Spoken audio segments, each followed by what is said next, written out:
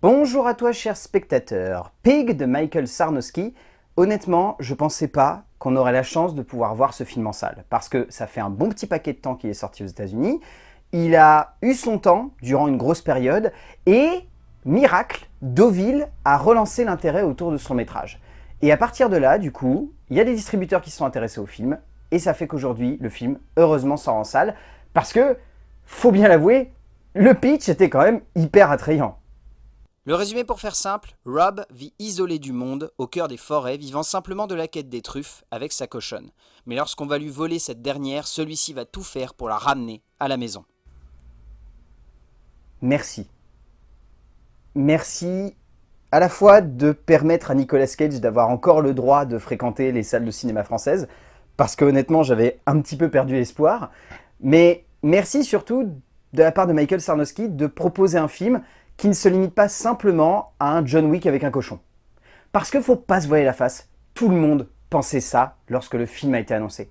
Tout le monde s'est dit « Oh, c'est Nicolas Cage qui fait un film, c'est pareil que John Wick mais avec un cochon ». Heureusement, ça n'est jamais ça. C'est un film beaucoup plus subtil, beaucoup plus intelligent, beaucoup plus fin, qui est très loin de l'actionneur qu'on pouvait imaginer, et qui est plus simplement un magnifique drame sur un homme complètement paumé, qui va partir dans une quête qui à la fois va lui permettre de se retrouver, mais surtout va le pousser à découvrir un monde dans lequel il n'a absolument plus sa place. C'est extraordinaire. C'est pas un film qui est parfait, loin de là. Je trouve que Michael Sarnowski a tout de même de gros sabots et a tendance un petit peu à en faire des caisses dans le côté John Wick version auteur, parce que clairement il semble savoir ça et il assume un petit peu cet aspect-là.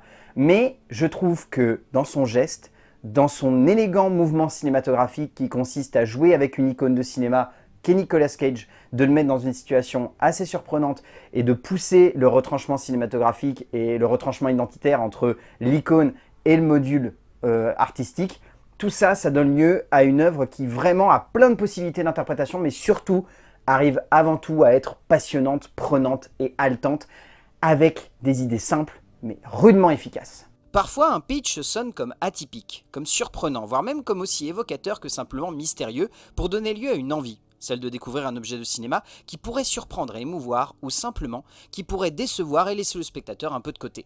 Michael Sarnowski nous offre un moment de cinéma qui résonne comme totalement hors de tout, parvenant à s'emparer d'une promesse somme toute assez bizarre pour donner lieu à un moment de cinéma qui résonne comme la continuité d'un Joe, cherchant à mettre en relief à merveille une icône de 7e art au travers d'un projet qui prend la forme d'un témoignage émouvant et sincère sur une époque et sur un homme hors du temps. En termes d'écriture, donc à la base il s'agit d'une histoire écrite par Vanessa Block et Michael Sarnowski, Vanessa Block étant la productrice du long métrage, et ensuite Michael Sarnowski a écrit seul le scénario du film.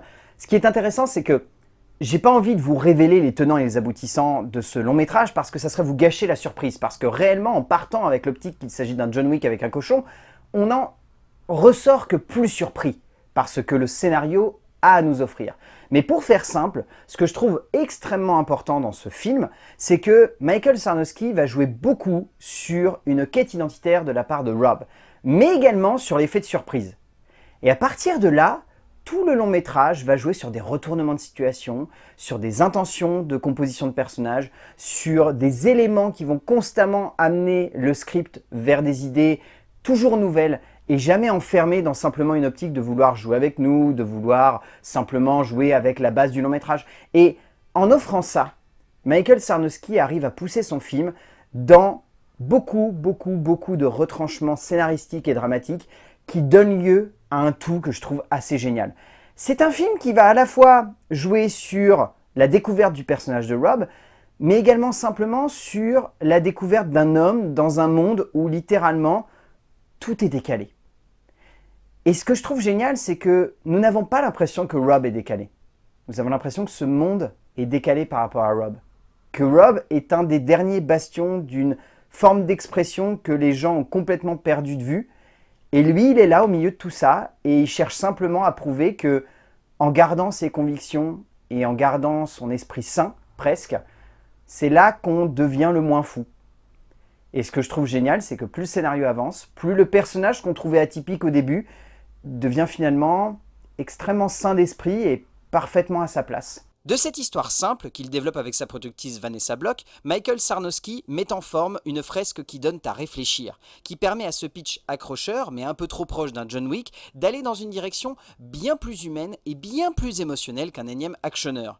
Le scénario prend son temps, développe un contexte, propose une écriture émouvante et sensible, cherchant à mettre en relief un homme dans une situation complexe, avant de mettre, par la suite de l'avancée du récit en relief, une profondeur dramatique autour de l'héritage et de la filiation père-fils, qui touche, qui transporte et qui marque par sa grande sincérité. En termes de mise en scène, c'est là, je pense, que certains vont peut-être avoir du mal avec le long métrage de Michael Sarnowski, parce que le cinéaste a vraiment une optique de mise en scène qui, au début, m'a fait très peur parce que j'ai eu des relents de Mandy.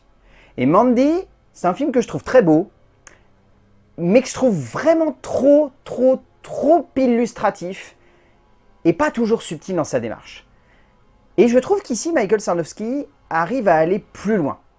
Il arrive à proposer un film qui est d'une grande sobriété, et je le citais au début, et ça n'est pas pour rien, je trouve que par beaucoup d'aspects, il me rappelle le travail de David Gordon Green sur Joe.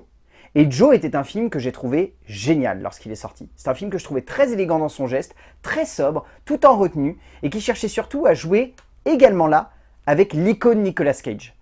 Et ici, Michael Sarnowski, c'est également son optique. Jouer avec l'icône qu'est Nicolas Cage et la déstructurer au travers de sa mise en scène pour en faire un personnage complètement atypique. Et ça fonctionne du feu de Dieu. Ici, la mise en scène repose vraiment sur la carrure de Rob à l'écran. Et la carrure de Rob à l'écran va vraiment être constamment mise en relief dans des cadres où Michael Sarnowski joue beaucoup avec le rythme. Et où du coup, on a de très longues séquences où parfois c'est uniquement un seul cadre et on voit le personnage évoluer au sein de celui-ci. Je pense à un plan dans une boulangerie. Un plan très simple, mais qui, au travers de son rythme, au travers de son jeu scénographique et au travers de son avancée, arrive totalement à nous passionner. Et je trouve que là-dedans, dans ce plan, dans ce travail du cadre, dans ce travail du montage, dans ce travail de la rythmique, il y a toute l'ambition de Michael Sarnowski, qui pourra en mettre certains complètement de côté. Mais moi, j'ai adoré. Sarnowski met en forme un métrage extrêmement intense dans son découpage et dans son développement du personnage de Rob, ne cherchant jamais à en faire des caisses juste pour le fun, mais parvenant assez justement à construire une évolution forte et juste pour que son héros ressorte à merveille de ce tout. On pourra toujours avoir la sensation que le film est un peu lent, voire même assez vague dans certains cadres et certains moments, mais je trouve que dans ce calme et cette simplicité, le metteur en scène parvient à trouver quelque chose d'évocateur et de sensible qui résonne comme poétique et lyrique même par instant, pouvant laisser certains de marbre, mais pas tous. Et clairement, c'était pas mon cas. En termes de casting, alors c'est difficile de vraiment avoir des personnages secondaires qui ressortent vraiment. Il y en a un qui ressort plus que les autres, c'est Alex Wolff, qui est vraiment génial. Je l'ai trouvé très bon et très attachant.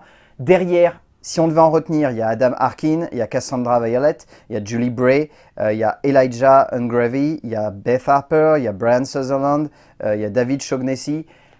Mais ils sont vraiment de l'ordre du personnage tertiaire, voire d'arrière-plan. Ils ont une petite scène chacun et c'est tout. Sauf Adam Arkin qui a quand même 2 grosses scènes qui ressortent plutôt bien, où il a quand même de la gueule.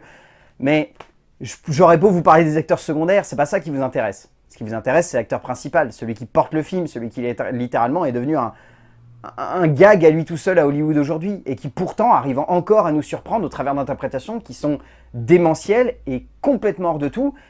Et c'est exactement ce qui se passe au travers de ce film. Nicolas Cage est tout simplement parfait, l'acteur étant magnifique, monolithique et intense dans sa seule présence à l'écran, que les quelques dialogues évocateurs qu'il prononce n'en deviennent qu'encore plus impactants.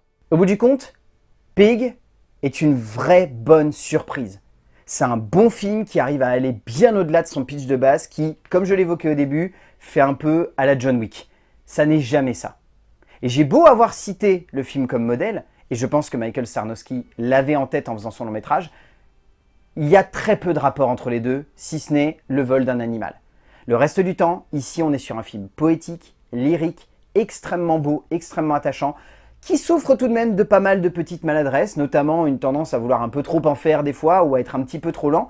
Moi, ça a réussi à me convaincre, mais je pourrais comprendre qu'il y ait quelques spectateurs qui viennent me voir en me disant « Ouais, mais j'ai trouvé comme le film un peu lent et un peu pompeux dans certains dialogues. » Mais moi, c'est ce que j'ai beaucoup aimé ici. Et c'est ce qui fait que j'ai vraiment envie de vous conseiller d'aller voir en salle Pig de Michael Sarnowski, parce que c'est vraiment un beau moment de cinéma, c'est une vraie surprise, et encore une fois, ça fait du bien de voir Nicolas Cage sur un grand écran.